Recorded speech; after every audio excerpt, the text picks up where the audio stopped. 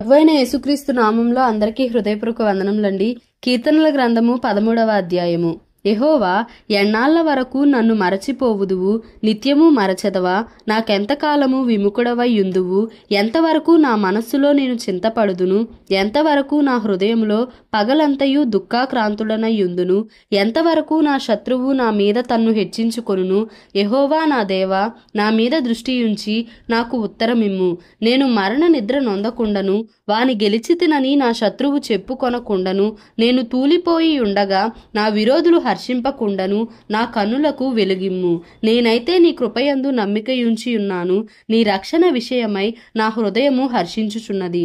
యెహోవా నాకు మహోపకారములు చేసి ఉన్నాడు, నేను ఆయనను కీర్తించెదను. కీర్తనల గ్రంథము 14వ అధ్యాయము. దేవుడు లేడని బుద్ధిహీనులు తమ హృదయములో అనుకొందురు. వారు చెడిపోయిన వారు అసహ్య కార్యములు చేయుదురు. మేలు చేయువాడొకడును లేడు. వివేకము కలిగి దేవుని వెదకువారు కలరేమో అని యెహోవా ఆకాశము నుండి చూచి నరులను పరిశీలించెను. వారందరూ దారి తొలగి బొత్తిగా చెడియున్నారు. మేలు చేయు వారెవరునూ లేరు, ఒక్కడైనను లేడు. యెహోవాకు ప్రార్థన చేయక ఆహారము మృంగునట్లు నా ప్రజలను మృంగుచు పాపము చేయు వారందరికిని తెలివి లేదా? పాపము చేయువారు బహుగా భయపడుదురు. ఎందుకనగా దేవుడు నీతిమంతుల సంతానము పక్షముననున్నాడు. బాధపడు వారి ఆలోచనను మీరు తృణీకరించుదురు.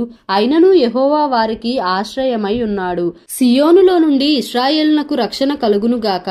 యెహోవా చెరలోని తన ప్రజలను రప్పించునప్పుడు యాకోబు హర్షించును, ఇశ్రాయేలు సంతోషించును. కీర్తనల గ్రంథము 15వ అధ్యాయము. యెహోవా, నీ గుడారములో అతిథిగా ఉండదగిన వాడెవడు? నీ పరిశుద్ధ పర్వతము మీద నివసింపదగిన వాడెవడు? యథార్థమైన ప్రవర్తన గలిగి నీతిననుసరించుచు హృదయపూర్వకముగా నిజము పలుకువాడే. అట్టివాడు నాలుకతో కొండెములాడడు, తన చెలికానికి కీడు చేయడు, తన పొరుగువాని మీద నిందమోపడు. అతని దృష్టికి నీచుడు అసహ్యుడు. అతడు యెహోవాయందు భయభక్తులు గలవారిని సన్మానించును. అతడు ప్రమాణము చేయగా నష్టము కలిగినను మాట తప్పడు. తన ద్రవ్యము వడ్డీకియ్యడు. నిరపరాధిని చెరుపుటకై లంచము పుచ్చుకొనడు. ఈ ప్రకారము చేయువాడు ఎన్నడును కదల్చబడడు. దేవుడి పరిశుద్ధ వాక్యమును మన వినికిడిలో దీవించి ఆశీర్వదించునుగాక.